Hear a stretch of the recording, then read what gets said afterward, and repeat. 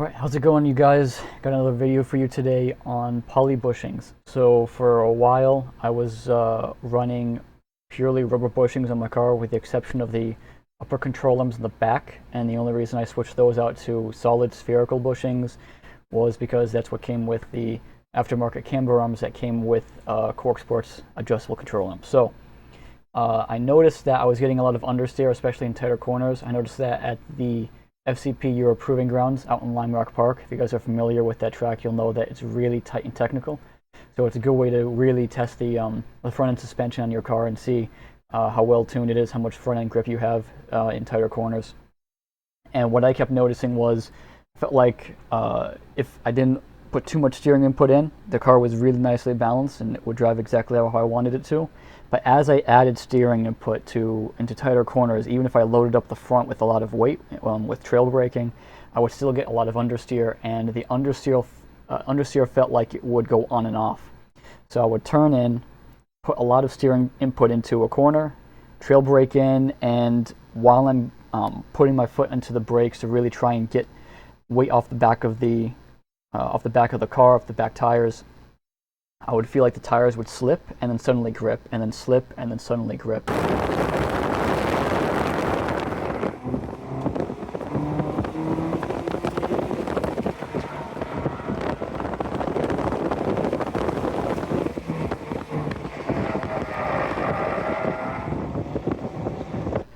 And my theory as to what was happening with that was the front control arm has these kind of big bushings, right? These big rubber bushings, and they have a lot of play in them. What I think was happening was, with the grippier tires, I was taking up all the play in the rubber bushings, and then suddenly, when I was at the limit of grip, they would snap back. So the tire would slip, and then the bushing wouldn't be able to snap back. And then I would take up that play again, and it would snap back. And that's what was giving me that on and off feeling of grip. So I decided to try out some poly bushings, courtesy of Super Pro. Came with some the whole lower control arm setup, so I changed out with those control arms both of the bushings in the front and back of the lower control arm to polys, as well as the ball joints. Seems like a really nice product. Don't know how long they're going to last, but with what 4 track days I have on them now, I've been very happy with them. So we'll talk about first why you'd want to maintain negative camber in a corner. So I was talking earlier about taking up that slack in the bushing, the rubber bushings. And the reason that's problematic is if you lose that negative camber here, you end up with a contact patch that looks like the one down here by number 3. So you have all of the tire. You're depending basically on just this outside bit of tire to give you grip through a corner, and that's not what you want. If you have negative camber applied, you'll see here as the tire gets loaded up laterally in a corner, and the tire wants to kind of pull itself onto the car, you'll end up actually with a flat contact patch, and that's what makes the car feel well behaved in a corner. When you have all of the grip you'd expect from the tire you have on the car is with this negative camber. So negative camber is very useful, obviously, for race cars and cars that have more grip than a stock car would have. So here I've got a little clip, side-by-side comparison. This is video courtesy of Super Pro, and I think these are actually my exact control arms because they look just like this. Not mine, obviously, but the same exact ones, the same model. So you'll see on the right here, we have the rubber bushings. You can see there's a lot of movement, especially laterally, going on with the rubber bushing. This is not necessarily a bad thing, right? If you have a street car and you just want it to be comfortable and compliant, all this movement would usually be translated into the cabin, right? So all this movement, these little weird imperfections in the road, they would be translated right back into the cabin through the steering wheel and that kind of thing. And so it would increase your NVH, your noise, vibration, and harshness rating. For just a street car that you want to be comfortable, it makes sense that OEMs would want to use something softer like rubber that intentionally has play in it. And they will design these rubber bushings around all of the other components in the car. So if you have brakes that are not particularly up to motorsport standards, right, but they're perfectly good for street use and for all-season tires, those kind of grip limits, then you're going to have a softer bushing because those grip limits will allow you to have a softer bushing. You're not laterally loading up these bushings all that much, But when you upgrade to something like a bigger brake kit, right, some kind of motorsport brake kit, even the Mazda Speed 3 brakes that I put on mine are much bigger than the stock brakes that come with it. Or you put on kind of wider tires, race tires, that kind of thing, summer tires even in some cars. Now you're pushing a lot more lateral force through these bushings than the manufacturer originally intended. You might actually take up all the play in these bushings well before you've actually reached the limit of grip.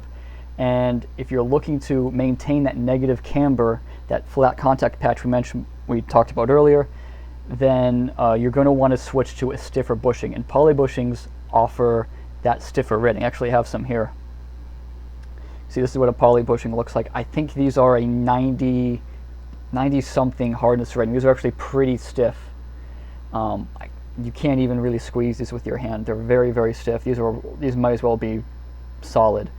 But they have different hardness ratings. So this one's really hard. The one I put on my car is a lot more mild. I think it's an 80 hardness rating. Durometer hardness rating is what they're rated in. Rubber is usually softer. I can't remember the hardness rating of rubber, but it's much softer usually. And usually there'll be many of these bushings will be designed in a way where there's kind of slots dug into the rubber, so that there's more play than the solid rubber bushing would otherwise have, whereas the poly bushing I've replaced it with is now solid. So across the board, all of this means that the poly bushings that we've replaced the old rubber bushings with that came with the car are much stiffer, and they're going to allow us to hold that negative camber much more effectively and to maintain a more predictable alignment under heavy braking and acceleration if you have a higher horsepower car.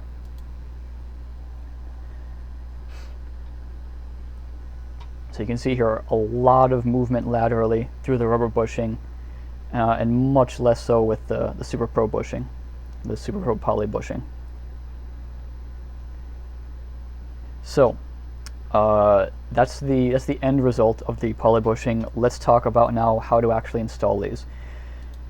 It's very straightforward. If you've done any kind of bushings or control arms before, obviously these were already pressed in from Super Pro. They came with the control arm, so all I had to do was actually take out the lower control arm that was on my car before and install the Super Pro one with the pre-installed poly bushings.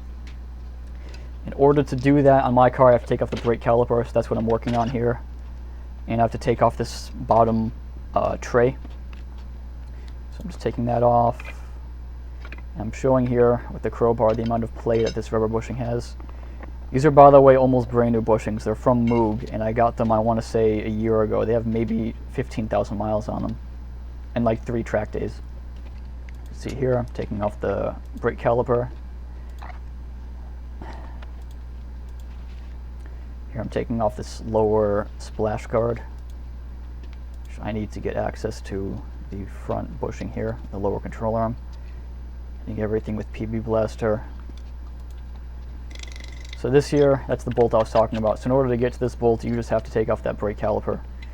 There might be a way to do it with the brake caliper on, but it's so much easier if you take it off. Take that off. I'm now kind of separating the this knuckle here to give me more play when I'm trying to take out that ball joint. So that goes, there goes the bolt for the front bushing and the lower control arm, and I'm going to hit the 2 in the back. That's 1, that's 2. Now you can just hit the ball joint out with the hammer. And then the lower control arm just pops out.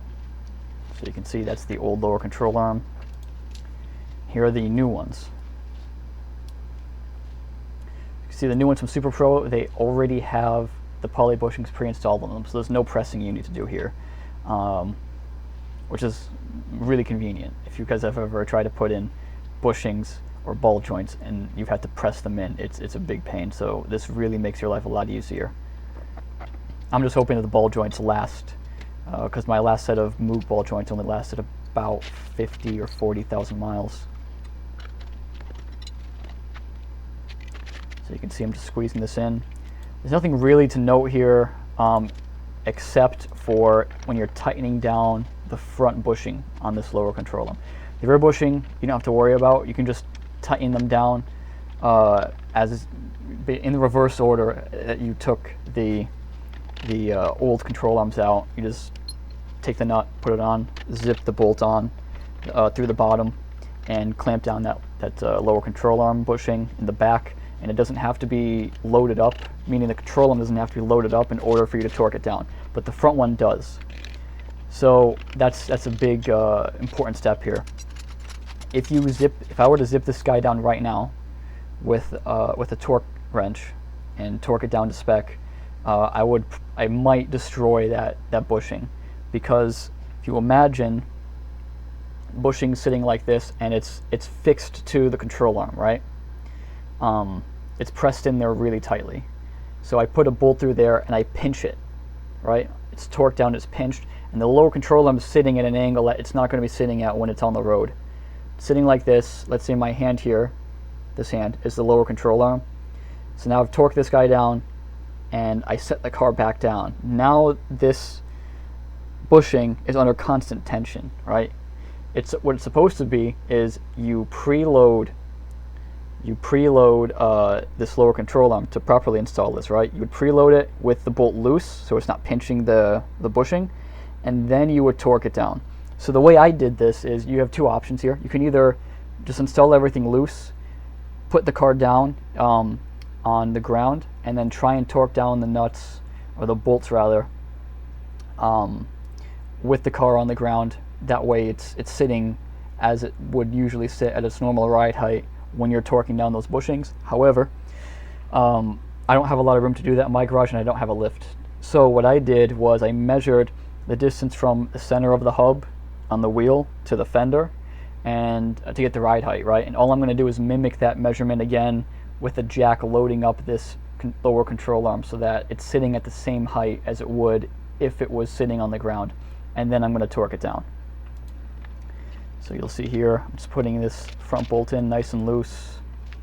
So now I'm going to take my jack, I'm going to load up this ball joint here, tap it in a little bit, try and get it in.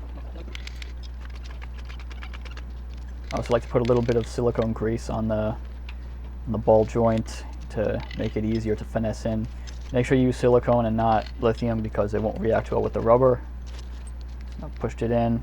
I'm going to throw a bolt in there, tighten it down.